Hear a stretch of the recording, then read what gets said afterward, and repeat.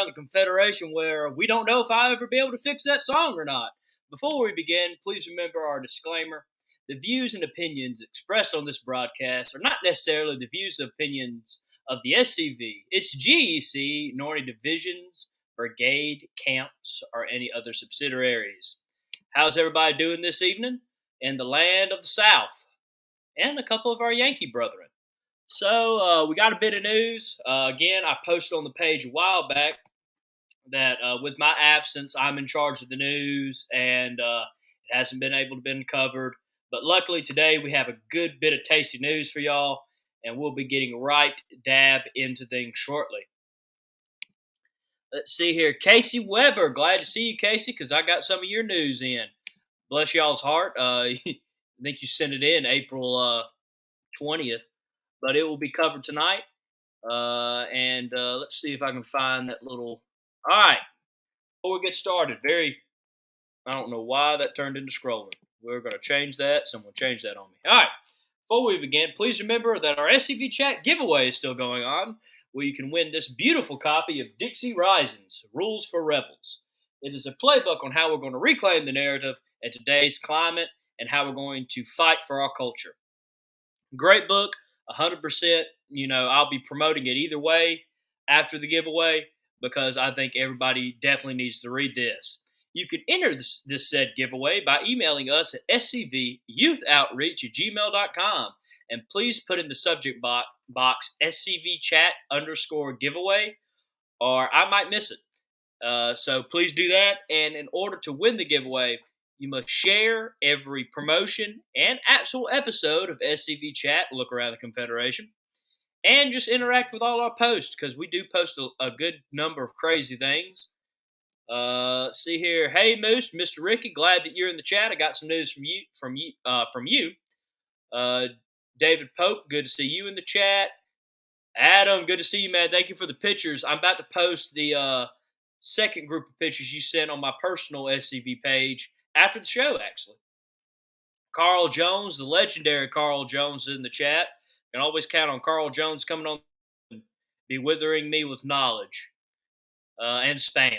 Lots of spam. Let's see here. Jack's in the chat. Good to see you, Jack. Great to see you at Beauvoir. I know you did a great job, and we'll actually have a couple of pictures of you coming up shortly. But without further ado, I think, let's see here, any of my other SCV chat duties I need to talk about. Oh, yeah, real quick. Remember to share, and that we are on YouTube now to the people who are not watching on YouTube, and we have a TikTok. And I just posted a random video of Connor that he's just going to love that I posted on TikTok. So go see that. Support us. It's just SCV chat. We lost the access to the account that had SCV_chat. But we're back up and running on TikTok, so please go support us on there.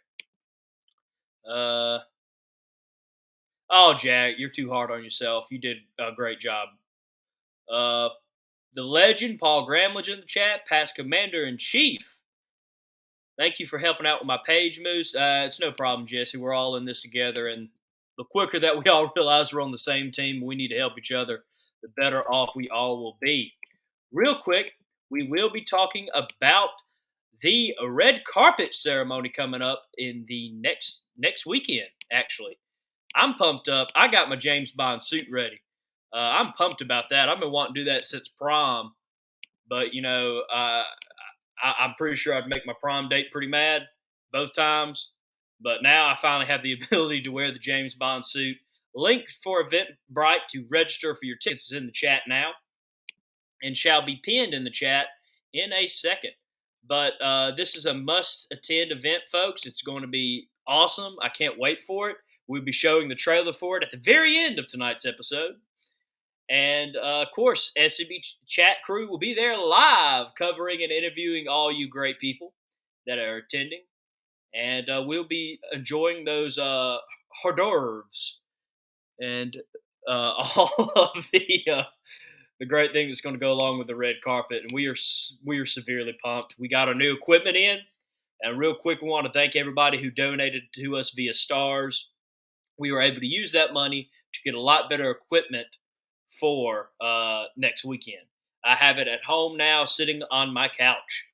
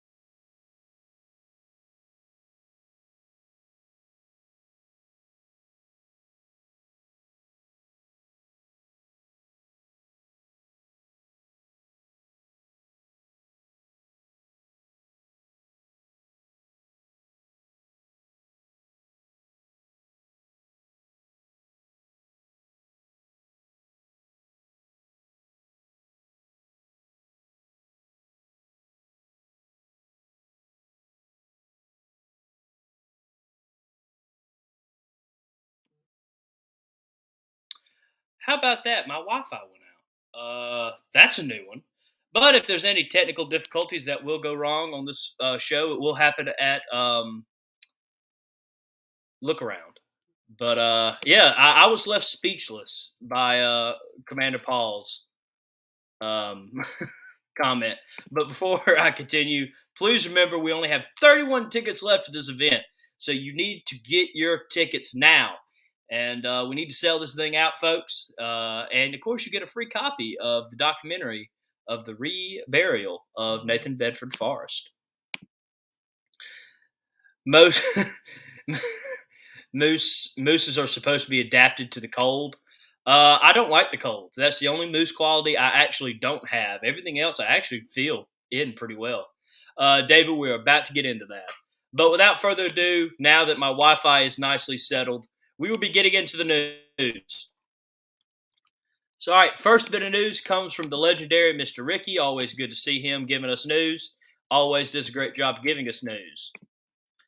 On April 16th, Mr. Ricky was in Stewart, Virginia, placing his camp wreath at the Wharton Stewart SCV Cemetery and escorting the lovely UCD ladies placing their wreaths as well. Glad to see that, Mr. Ricky. Always happy when you send stuff in. Yeah, you don't like the cold either. But yeah, no, always good, Mr. Ricky. Thank you. And of course, I'll bring this up again at the end of the show. But you did send in some more news, and we'll be covering that again next week. We have a lot of news to go back over and make sure we get everybody. So I just wanted to let you know that we will be covering more of your news again shortly. But good job, Mr. Ricky. Going on to Mr. Casey Weber. Casey Weber found some Confederate soldiers in a cemetery at the bottom of a truck stop in Virginia. He had two small flags with him, so he made sure that they had some nice battle flags with them. Thank you, Mr. Ricky. Always good to see us, finding these cemeteries. A lot of times they're in areas where it's hard to get to, and our guest tonight will probably talk about some of his lovely adventures that he has had with me and without me going and finding these places just in Mississippi. So I'm glad we're able to find them, give them some flags, and help them out. Next, Mr. Sean is asking for help, I believe, identifying this flag. Let me pull up his exact question. He said, I recently dug into some of my ancestors on Find a Grave, and this was attached to one of my ancestors' memorials. He wanted me to show this on the show and ask for more information.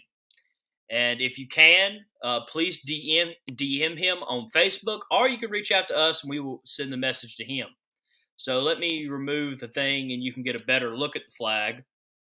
And of course, if anybody has any details on this flag, please contact Mr. Sean. Mr. Sean is probably in the chat. He usually always is. He's a great supporter and one of the first people to enter the giveaway, Mr. Sean. So thank you for that. So yeah, if you know any information about this flag, please reach out to us or Mr. Sean, and we will be happy to pass on that information to him. Next, now I have been waiting for this one. We talked about this. Victor Smith brought this to our attention, his camp event in April, and we are happy to get some great news from it. So I'll put the picture up now, and we'll go into it. A fantastic program with about 30 people in attendance, 2 UDC chapters, 4 different SCV camps, and I had to take a bit off. He said at least 2 different SCV divisions were represented. And on top of all that, Mrs. Simpson was, let's see here, was given a certificate of appreciation from the UDC chapter and the officers of the private William Riley camp. Let's see here, seems to have been cut off, but I believe y'all made her a camp ambassador. Let me pull that up real quick and make sure, because for some reason, sometimes it cuts off these lovely things that I need to read. Let's see here. All right, yeah, ambassador. All right, so glad to see that event went off great. Happy to always see these good events, and I was definitely happy to see that event go off because I was very interested in it. Glad that everybody had a good time, it looks like, and y'all were heavily attended, and that's always good to see. love to see an SCV event packed out. Next, we have a reenactment of Fort Gaines. This was submitted by Mr. Don Green. I believe that is my reenacting group, the 3rd Mississippi Infantry. And here's, of course, them during the battle. It looks like you guys had a great time. Love seeing people send the reenactments in and promotions for reenactments. And that's something me and Matt discussed out Candyman. Was giving y'all a little bit more light and a little bit more promotion. So happy to always get those. All right, on our next bit of news, let's see here what y'all are saying. All right, Cousin Vinny's in the chat now. Now it's a party, boys. All right, let's see here. All right, pulling everything up now. All right, on Saturday, April 23rd, 2022, keynote speaker Susan Lee spoke at a memorial event in Georgetown, Delaware, as we unveiled newly researched name inscribed on our monument.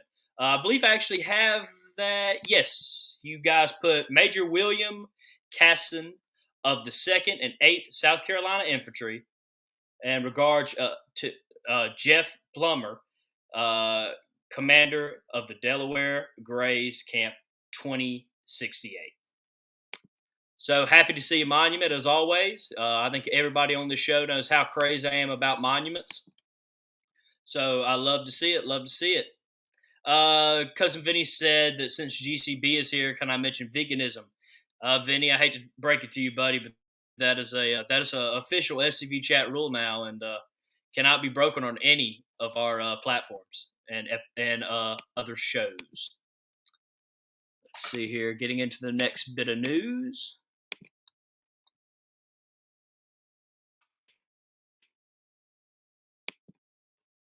Nope, that ain't it. We'll get there eventually. The Captain Thomas H. Hobbs Camp 768 of Alabama held their Confederate Memorial Day service Sunday, April 24th at Confederate Circle in Athens City Cemetery. Well-attended event. Love the monument. Love the little wreath that y'all have down there, the First National. That is beautiful. And I'm glad that y'all are able to get together and go out there and just remember our ancestors for a day and all who served. So that's beautiful to see. Let's see here. It's always tricky to change screenings. All right. So there's a Confederate Memorial Day celebration in Oakwood Cemetery. Confederates rest in Tusk. That's a good one. In Alabama. This was hosted by multiple camps and UDC chapters and Order of Confederate Roses. So look how well flagged that looks, people. Let me take this off so you can see. Beautiful cemetery. Just beautiful. Love to see the battle flag out. All these nice new flags. It's probably one of my favorite in April is when you drive through these cemeteries. You can see all these beautiful new flags at our heroes' tombstones and their final resting places. So I'm happy to see that. So now we're getting into our last bit of news. And, well, no, we got 2 more things left. But first, I'm going to talk about an event coming up.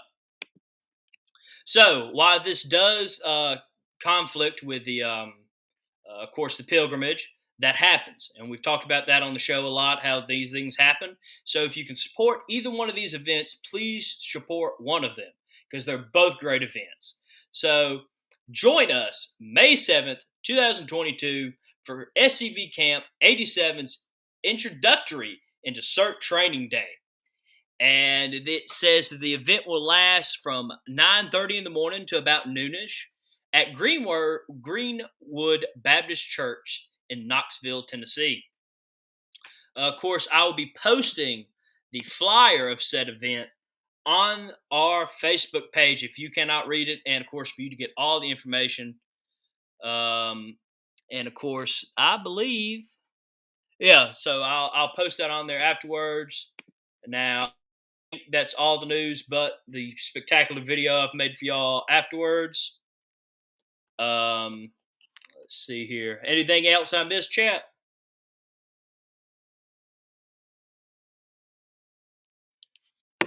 All right, without further ado, it is time for our guest to come on. It is time for us to watch said video of the Confederate Memorial Day service at Beauvoir held April 24th this year, 2022.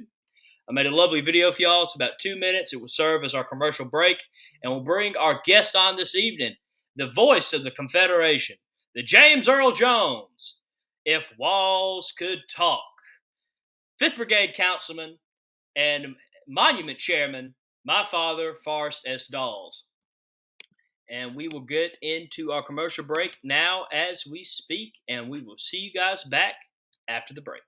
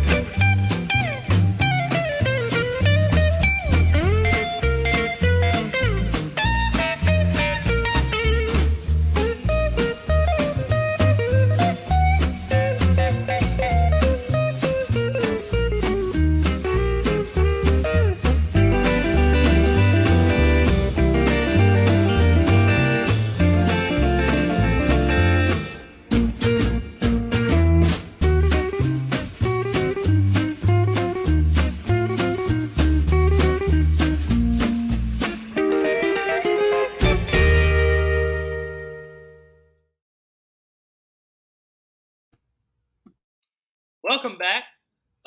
Real quick, I'm going to put David's comment up. This is going back to the CERT training news we just covered.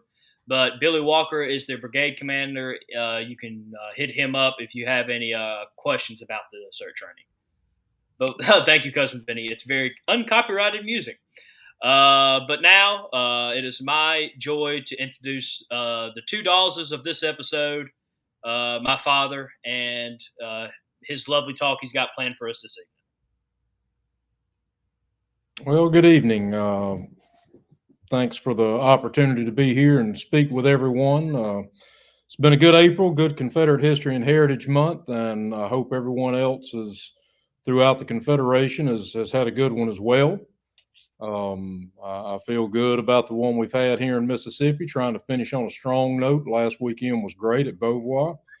And got a few more things going on as we prepare to close out, but happy to be here and talk with everyone this evening. Well, good. We're definitely happy to have you on and round out our big amount of episodes we had planned for SCV Chat in April. And we're happy to hear about your topic. Could you explain a bit more about your topic before you go diving into everything? Yes. For those of you that don't know, I'm the Monuments Chairman for the Mississippi Division. And when I was first asked to do that, I honestly didn't know what it entailed. And upon agreeing to accept that position, I decided that the first thing I wanted to do was to try to visit all the monuments in the state. And our previous monument chairman, Bill Henson, had compiled a book, and a really wonderful book. If you haven't, I think he sold out, but if you haven't, if you didn't get a copy, try to find one to borrow. It's just really worth reading. Very well put together and well researched book. And he traveled all over the state, not only documenting the monuments, but pulling the history of, when several of them were dedicated and so forth and so on. And so I got a copy of that as kind of my guide and started traveling throughout the state. And we have 82 counties in Mississippi. And traveling through those 82 counties, there have been some new monuments added in recent years, which we're very proud of. But right now, unless I have missed something, there's about 108 monuments throughout the state of Mississippi, not including the ones in the National Park Service. Vicksburg alone has about that many. Vicksburg National Military Park has untold amounts of monuments, from individual generals and leaders to groups, and I'm kind of keeping that separate. And then also there are 3 other monuments in our state that fall under the National Park Service, and one of those is Bryce's Crossroad, and there are 2 more for the Battle of Harrisburg, Tupelo. And so I have those on a separate list since they fall on a different set of laws and a different organization. But that was the first thing I wanted to do, is I wanted to go through and organize and try to document all of our monuments. So I visited the counties. Some of our counties don't have a monument. Some have multiple monuments, and put all that down and put it into a database. And while I was doing all of this, the spring of 2020 rolled around. And as everyone knows, things that at least I never thought I would see happen begin to happen. We started to see not only talk of monuments being moved and taken down, but vandalized, cemeteries being vandalized, just absolutely horrific things that I honestly never thought the day would come when I would see some of the travesties that we've seen. And so I got with division leadership. I got with Commander Bond. I talked with some other brigade officers and camp officers, and we thought, okay, what can we do? Things are getting bad. We need a plan. And so what I'm going to speak with you tonight is what the Mississippi Division adopted and decided to do as part of our overall plan and strategy when it comes to our Confederate monuments. I will say, for those of you that didn't watch the episode last week, Past Commander-in-Chief Paul Grambling made a comment that really stuck with me. And I've been blessed to hear Commander Grambling speak several times. And I'm sure he said this before, but I'd never heard it before. And it just really stuck with me. And he was talking about some of these municipalities that are tearing down monuments, moving monuments, wanting them relocated. And he said, they don't deserve to have those monuments. He said, I'm kind of to the point now to where I don't know. And Commander, feel free to jump in and correct me if I'm misquoting you, but to ad lib a little bit, it was something along the lines of, I'm not sure that I even want them to have those anymore if they're not going to treat them with respect. It goes back to, for those of you that have seen the snippet for the upcoming Forrest reinterment video that's coming out and going to be debuted at the pilgrimage. There's a scene on there where Commander Paul says, even if we would have put the statue back up, it wouldn't have lasted a week in Memphis because of the climate, because of the way things were. And that's something I think we probably need to start considering and thinking about. I don't ever like to see a monument moved. I don't like to see them taken down, but at the same time, if it protects the monument, and if the monument goes to a place where it's going to be appreciated and revered and honored the way it was meant to be, then, that's something that we probably need to consider. But getting back to the plan of Mississippi as it stands right now, I'm asked, so what's the plan in Mississippi? What are our goals? How are we going to achieve them? Well, here's the plan. There are 4 basic steps. Number 1, we work to protect and preserve the original existing monuments we have. Number 2, if a current monument is taken down, we work to ensure that it's re-erected in an appropriate place and as quickly as possible. 3, we're trying to work with our state legislators to strengthen our existing laws to protect all monuments, not just Confederate monuments, all monuments. And then 4, we want to commission new monuments and raise them on private property where we can control them. I'll begin with numbers 1 and 2. We work to protect and preserve the original existing monuments. And if a monument's taken down, we work to ensure that it's put back up in an appropriate place and in a timely manner. This is where my Monument Guardian program comes into effect. Basically, the way I explain this to people is the Monument Guardian program is like a neighborhood watch. Basically, what we're asking is for camps to sponsor, if you will, a monument. Any camp agreeing to sponsor one or more monuments fills out an application. Now, the word application is a little misleading. If you're an SCV camp and you're in good standing, you're going to be approved if you want to serve as a monument guardian camp.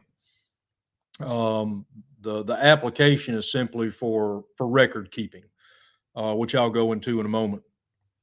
But basically, a guardian camp is agreeing to 3 primary things. Number 1, to have a camp member personally check on the monument at least once a month, preferably more, but at least once a month. I took it for granted growing up. We have a monument here in Wayne County right at the courthouse, like a lot of other places. Walked by it numerous times, didn't think a whole lot about it. But as I travel throughout our state, I found that not all of our monuments are sitting right there in front of the courthouse. We have some that are in cemeteries. We have some that are at libraries. We have some that are out in the middle of nowhere. And they're not the most easily accessible at times. So if someone can keep a check on it every day, that's great. But at least once a month, send somebody in the camp by to physically lay eyes on that monument. That's the first thing. Second thing, to report any violation to the local authorities and to the monument committee immediately. Now, what do I mean when I say violation? That covers a multitude of things. If a monument has been desecrated, if a monument is vandalized, we want you to not only report that to us, but we need it reported to the authorities. Now, I've had a lot of people say, yeah, well, if you're in a liberal city or if you're in a liberal area, the police aren't going to do anything, or, the politicians are going to sweep it under the rug.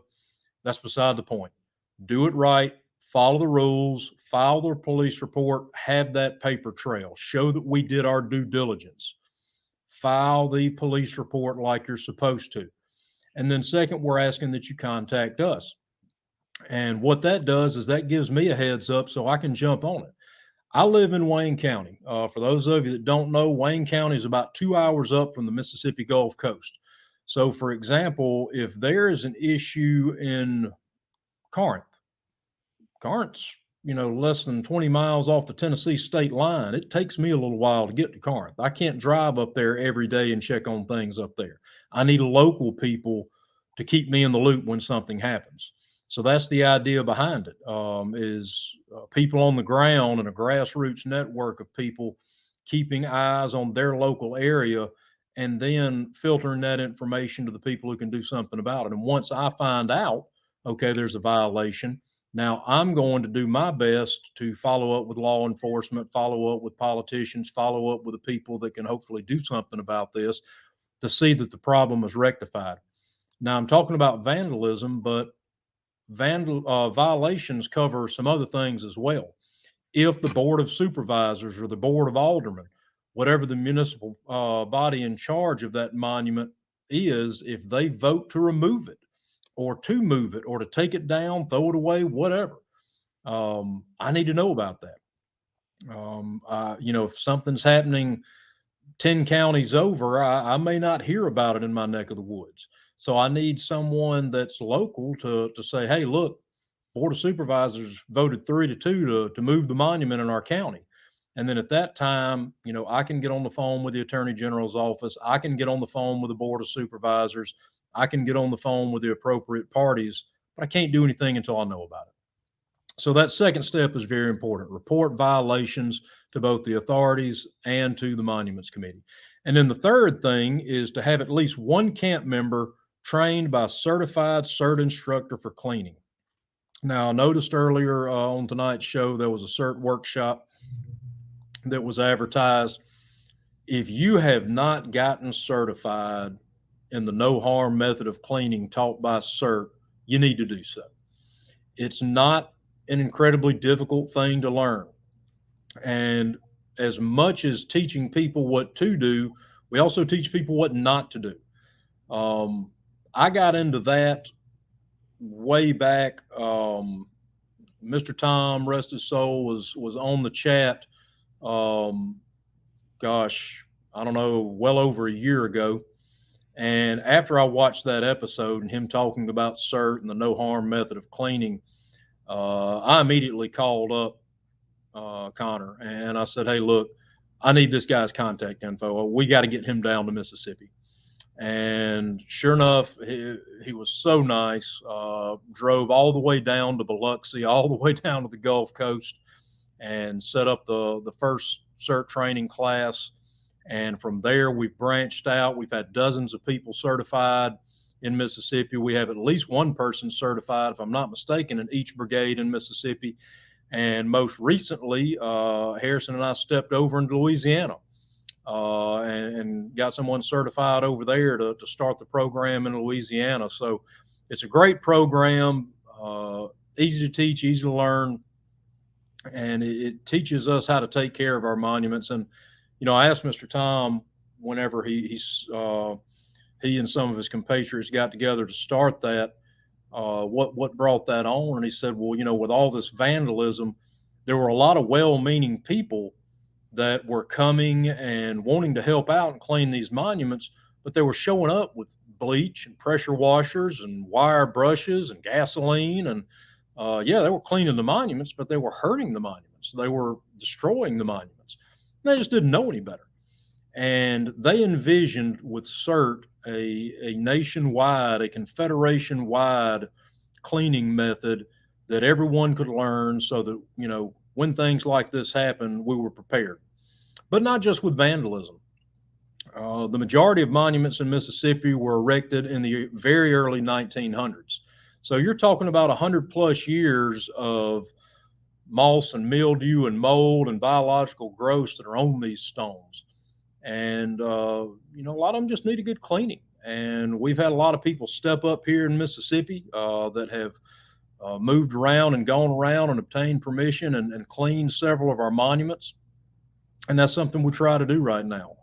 We have groups of people that kind of look at the worst case scenarios. The worst monuments are the ones that are in worse shape, I should say.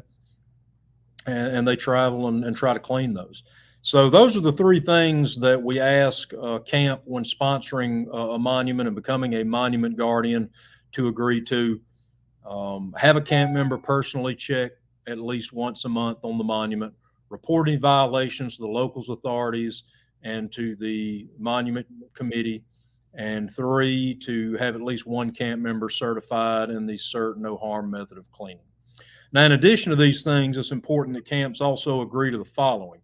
First and foremost, it is imperative that anyone from the Guardian camp who is interacting with the public, media, or government officials conduct themselves by the standards expected of someone as a member of the Sons of Confederate Veterans. We're under a microscope right now. People, our enemies specifically, are waiting for us to mess up.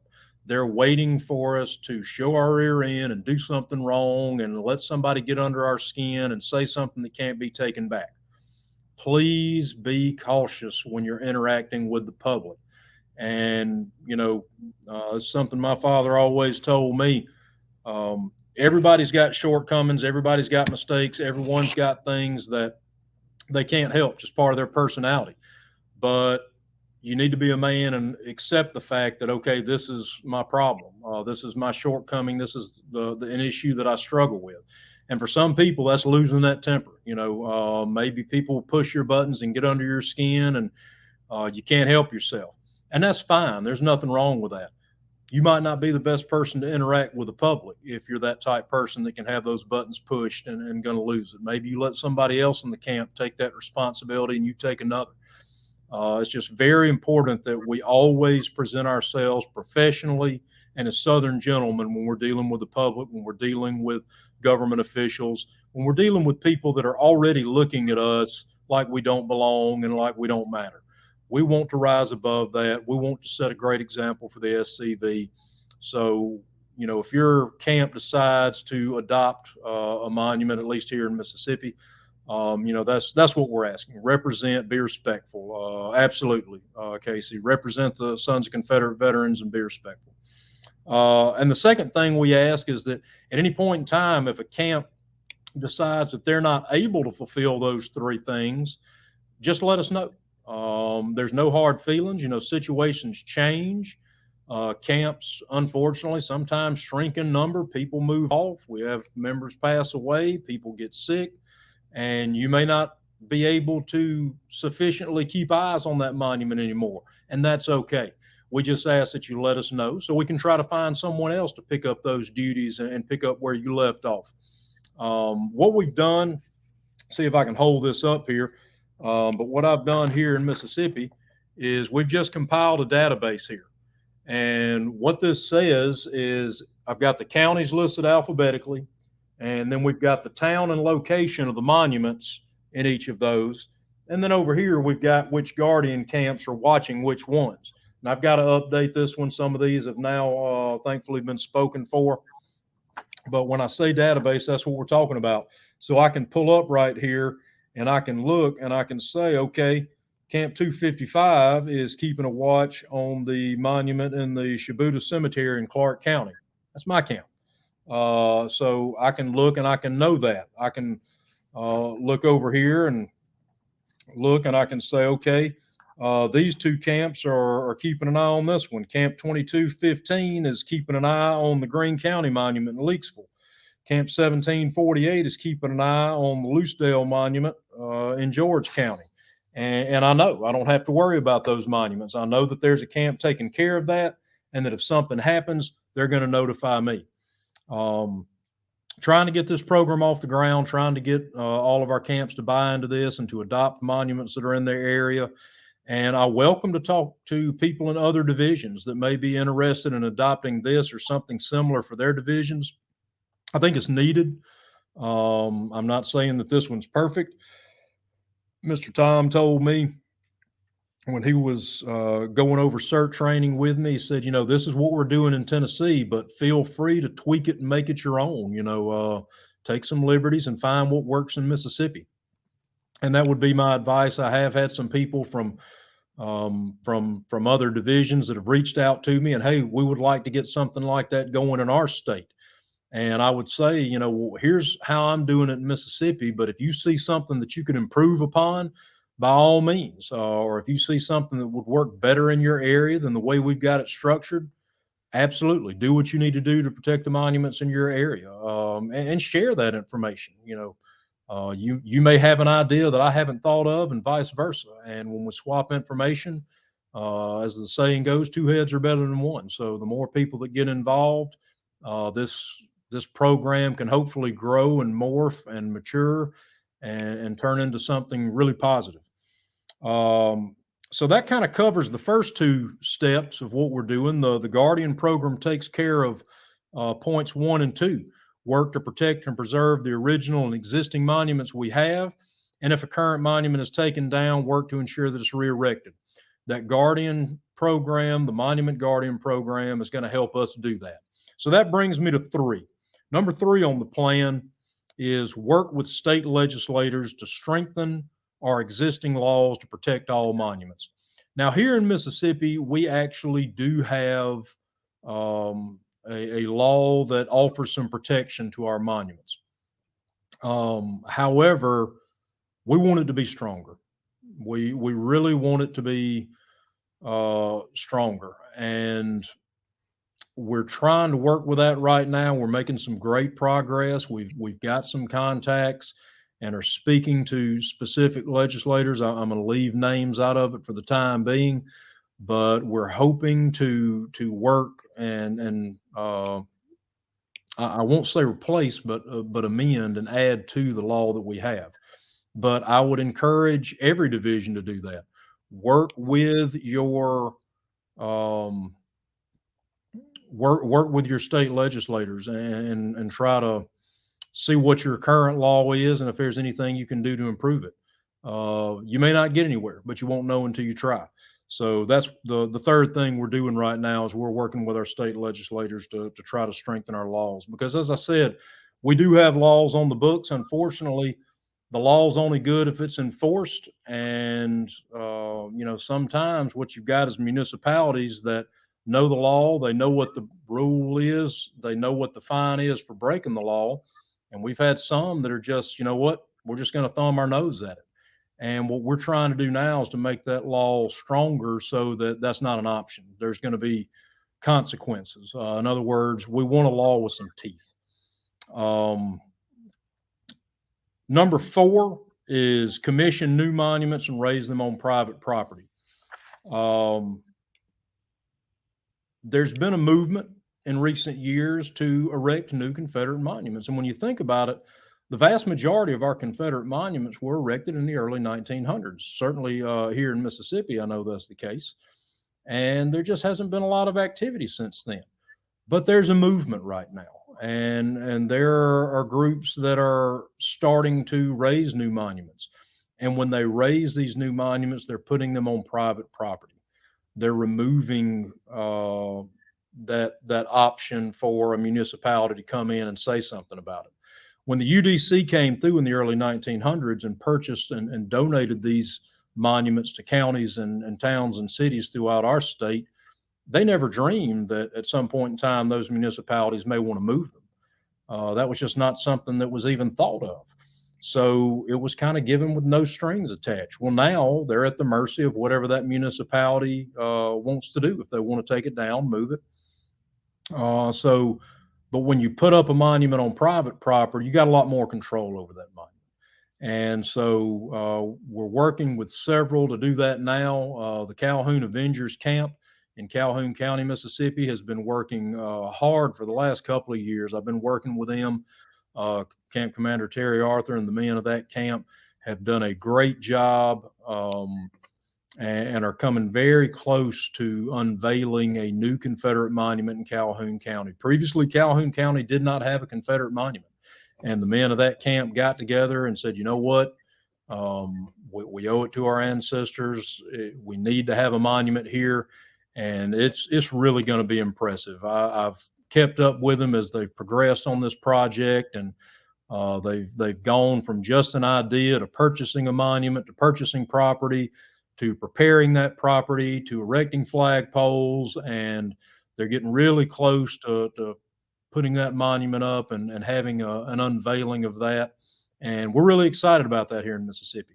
And then there's a couple of other projects that are in the works. I'm going to keep those under wraps for right now, but some exciting projects that we hope to have completed, maybe even as soon as within the next year. So that's the 4th thing is to try to commission new monuments and raise them on private property. Yes, Carl, camp, brigades, divisions can work jointly to erect new monuments. Alabama and Tennessee did that at the Forrest Boyhood Home. If people have not seen that, that's a great monument.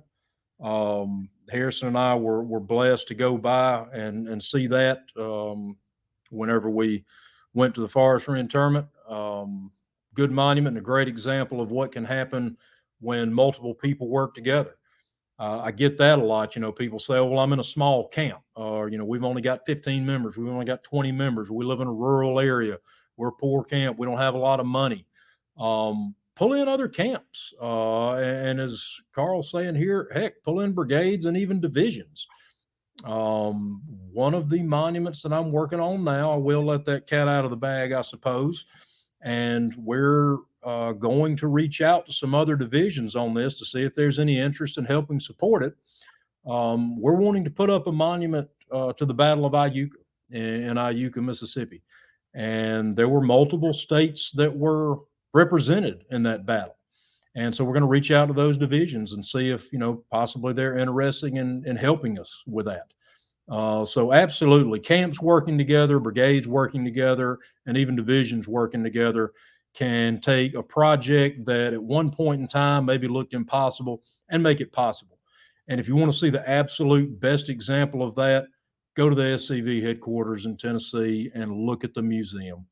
The museum is an example of what happens when the entire organization pulls together and works for a common goal. I'm super excited about the museum.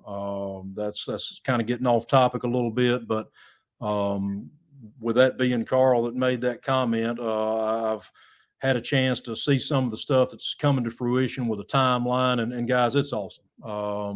I'm super excited to get up there and see the progress that's been made since the last time I was there, and excited to watch the progress that will continue to happen after pilgrimage. So, but a great example of what can happen when people pull together and work together. We had a question here in Mississippi. There are two thorns in our side in Mississippi when it comes to monuments. One of those is in Columbus, and one of those is in Grenada. And if you live in Mississippi, if you're in the Mississippi Division, you know what I'm talking about. The monument in Grenada, what the municipality in Grenada has done is they voted to move the monument, but they don't have the money to move the monument. So they just covered the monument up. They've placed a tarp over it and strapped that tarp down around it.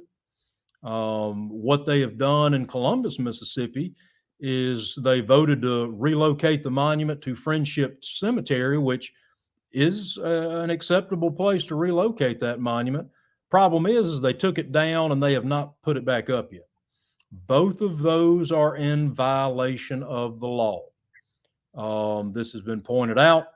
I have contacted the Attorney General's office. I have reached out and contacted people within the municipalities at both of these. Now, I will say I feel like we're making some progress in Columbus. The Lowndes County Board of Supervisors has recently assured us that they are working hard to try to get that monument back up in time for the Mississippi Division reunion in June. We'll see if that happens. Hopefully so.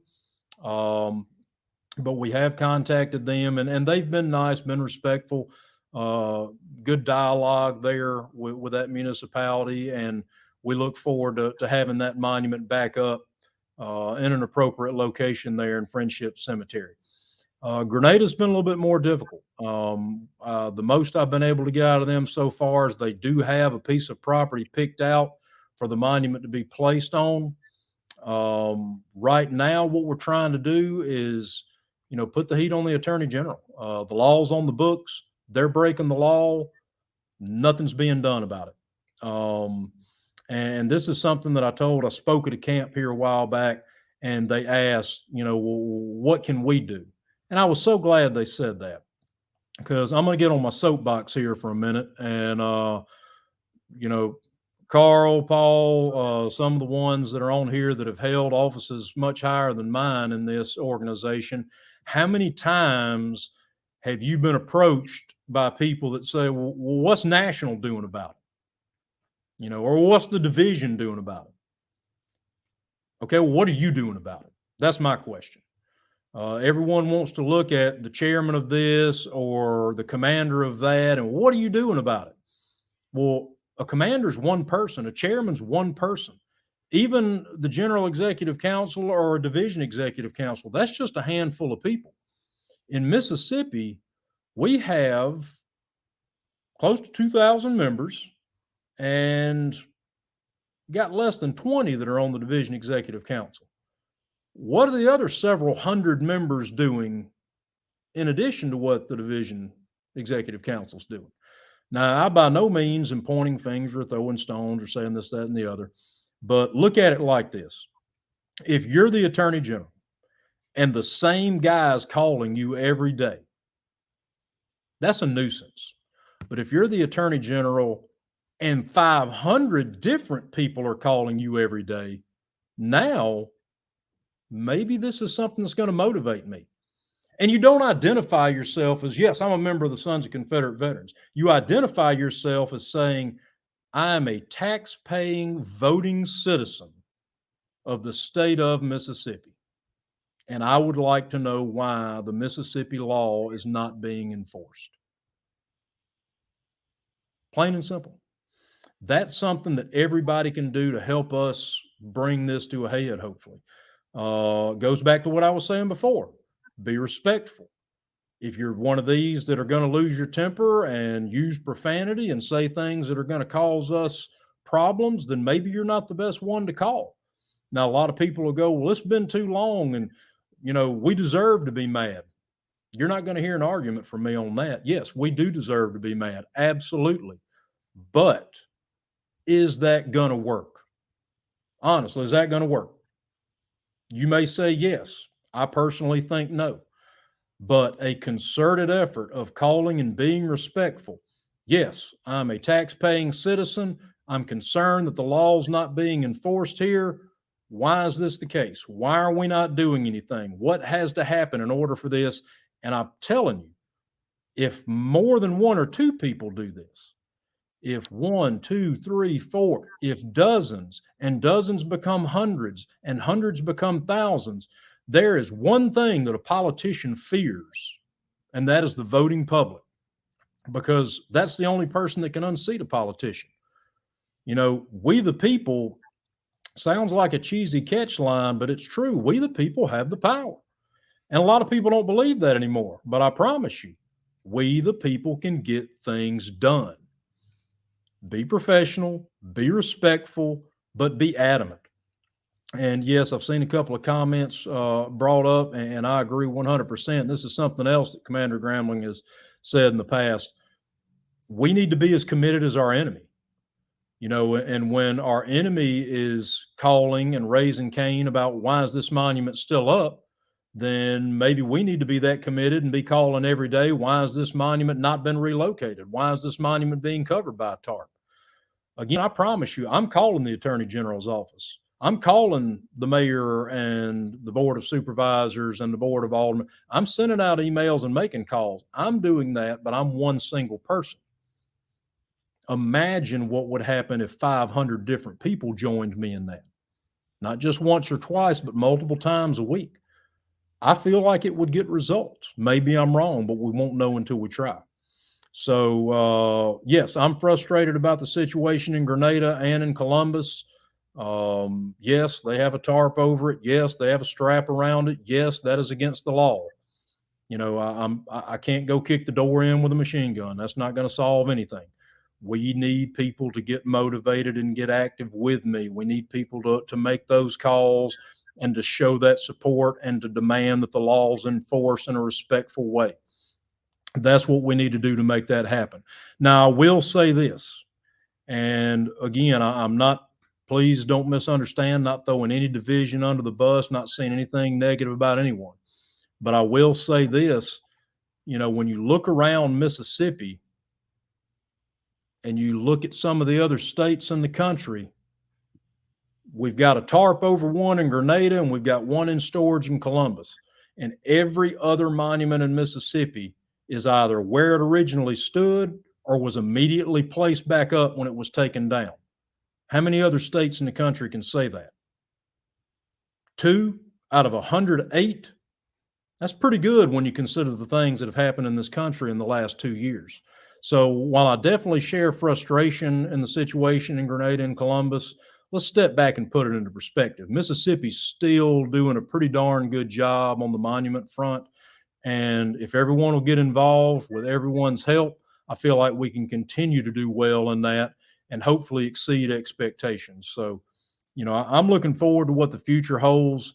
One thing I will say is positivity is contagious, but so is negativity. If you're going to bring up the negative stuff all the time, and if you're going to whine and complain all the time, and if you're going to say things that point fingers at other people. That's something else we used to, tell the kids in school. When you point the finger, 3 fingers are pointing back at you. So what are you doing? We need to all get involved. We need to all be activists. We need to all be respectful, all get on the same page, row the boat in the same direction. And the sky's the limit to the things that we can achieve. But we've got to stay positive. We've got to pull together. We got to row the boat in the same direction. We got to have that common goal and outlook. And I honestly believe great things are on the horizon for the SCV, both in Mississippi and beyond. So I appreciate, absolutely, we must learn from each other. We must support each other, Carl, 100%. There are so many things I have learned from other camps and other brigades and other members throughout the South and beyond the South. I know we've got members all over the country, and I've been blessed to have met some of those members and learned things from them. I'll be the first to admit that for the better part of 2 decades in this organization, I kind of huddled up and stayed in my camp and did local things, and I'm not knocking that at all. I take a lot of pride in the work that we did here in our community. But since I have decided to branch out a little bit and seek higher office and try to do more in the SCV, I've really been blessed, and I've learned a lot from people, that little things that I brought back to my camp and we've implemented. And so absolutely, Carl, we can learn from each other, and if we support each other and if we get behind each other, man, no telling what can be accomplished. But that's what we've got to do. We've got to pull together. We've got to support each other. I feel like this monument program is something that is needed both in Mississippi and beyond. I feel like it can be productive. Like I say, the Monument Guardian program portion of it, that's again, fancy way of saying neighborhood watch. If you've got a monument close to where your camp is, hey, we would like to sponsor that monument. We would like to become the guardian of that monument. And all that means is you're going to keep an eye on that monument, keep that monument clean, and let me know if something bad happens to it. That's it. That's your responsibility. And once that happens, then we'll, enact a plan of action. I think every division could do this. I appreciate that, Commander. That's what it takes is support. And again, I would love to see this program grow not only in Mississippi, but I would love to see it spread to Alabama, Louisiana, Arkansas, Tennessee. I would love to see it just fan out and go through the Confederation. And, we've already had a lot of losses. We've had a lot of monuments be torn down, be vandalized. And, there's nothing we can do about that now. We can work to ensure that it doesn't happen again. We can work to put new monuments up. I recall Lieutenant Commander-in-Chief Rocheers made a comment. There were a lot of people that were complaining about the museum at the National Reunion. And he kind of looked around the room and said, boys, that ship has sailed. That's left the dock. The museum's built. It's here. Instead of griping and complaining about it, why don't we come together and find a way to make it successful? And he's absolutely right. Same thing, we can point and we can talk about all the negative things that have happened and what municipalities have done and what monuments have been hurt and taken down. Yeah, we can gripe and complain about that all day long, but that's not going to bring them back for the most part. What can we do from here on out? What can we do positively to move forward? Can we put a new monument up in that place? If we can't put it there, can we secure private property somewhere else and put a similar monument up? Can we work with our legislators to protect the monuments that are still in their place? Can we clean and honor the monuments? I'll be the first to tell you, I took Confederate monuments for granted, 100%. I grew up in the South. I grew up in a county that had a monument here, passed by it all the time. I appreciated it. I understood the historic significance of it and the honor of it, but I definitely took it for granted that it would always be there. And, I traveled to my family's original home place in North Carolina last summer, and that monument's been removed. That was a monument to my ancestors that is no longer there. And, that sucks. But what I'm going to do is I'm going to concentrate on the monuments to my ancestors that are still up in the places that they're up and try to save and protect those. And I'm going to work with people across this nation to erect new Confederate monuments to honor those ancestors. I refuse to let the negativity get me. I'm going to stay positive. I'm going to work hard. I'm going to ask the people around me to work hard. And I can't help but think if we do that and we pull together, we're going to be successful no matter what we do. So I've talked long enough. I appreciate the opportunity to be on here this evening. Monuments is a real passion of mine. I've told the last few camps that I presented this program to, so, I've done a lot of things for the SCV over the years, a lot of things that I'm proud of, but I can honestly say that the work I've done as monuments chair here in Mississippi has been the most fulfilling work that I've ever done for the SCV. I thoroughly enjoyed traveling the counties and seeing the different monuments and the design and the meaning. And as I further researched my own Confederate ancestry, finding I had an ancestor that was born 15 miles from where my current house is now in southeast Mississippi that ended up all the way in Tippah County, which is in extreme upper Mississippi, fought there after the war, ended up and is buried in Atlanta, Louisiana. Figure that one out. So those kind of things are interesting to me. And those monuments are part of that trail and part of that history. And I love visiting these monuments, love honoring these monuments, cleaning these monuments, preserving them, and really enjoy seeing new monuments go up in areas where maybe there weren't any before, or maybe something happened that deserved recognition. So if there's anything that I can answer, any questions, Harrison has put my email up there this evening already.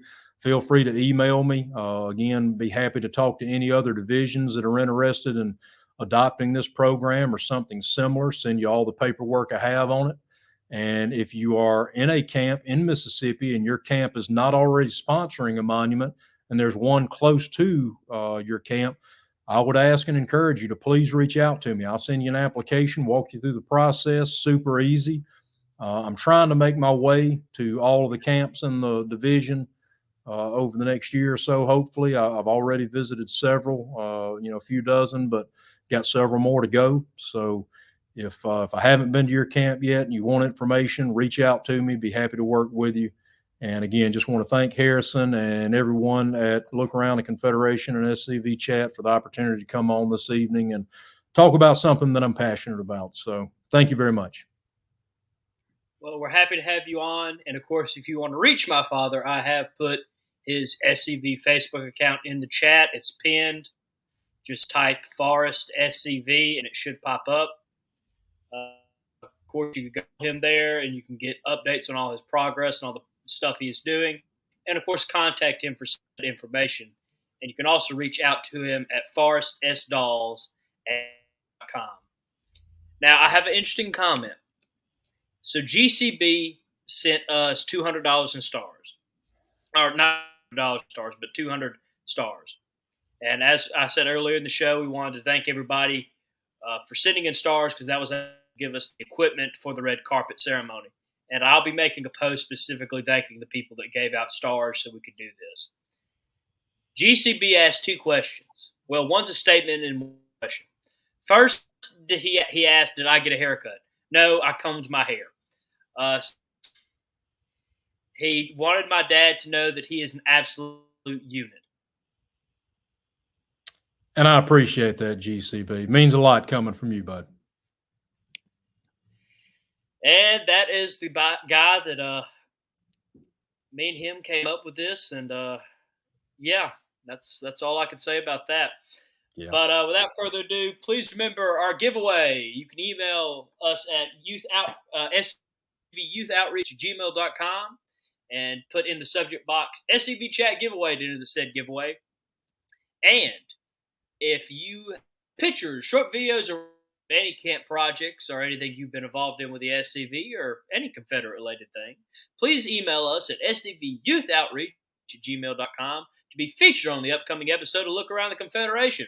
And also, if you are a camp or division that have a project that you would like to talk about live, again, email email address. Without further ado, let's as another what did you call it earlier? Big house joke. I think we're going to call it evening. GCB just says rare frop, so I guess it's time to call it. But without further ado, into us Monday. We have a historical episode for y'all ready and planned. Same Confederate channel, same Confederate time. And without further ado, I'm going to end this episode by playing the Forrest trailer for the documentary. And of course, you can hear the famous promotional video of Walls Can Talk at Elm Springs Facebook page, and of course on our many episodes of SCV Chat and Look Around the Confederation. So without further ado, folks, we want to thank you guys. Hope to see you Monday, and hope to see you at the red carpet ceremony. I am Moose. He is James Earl Jones. Stay Southern, my friends. It started about 3 years ago.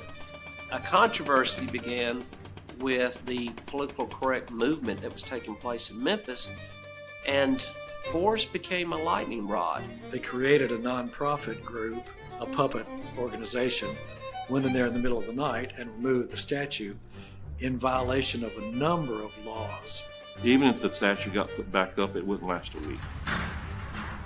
Why don't we move on?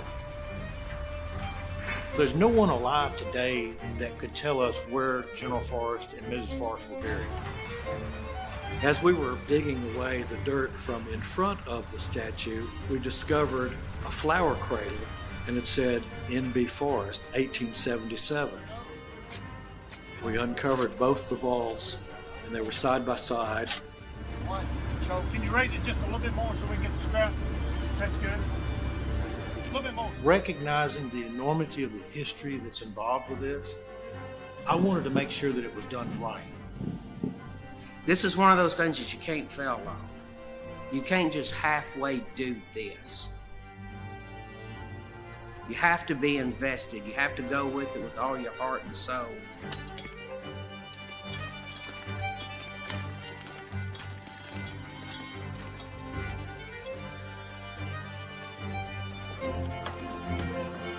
We're here to remember a hero, not just of the South, but an American warrior.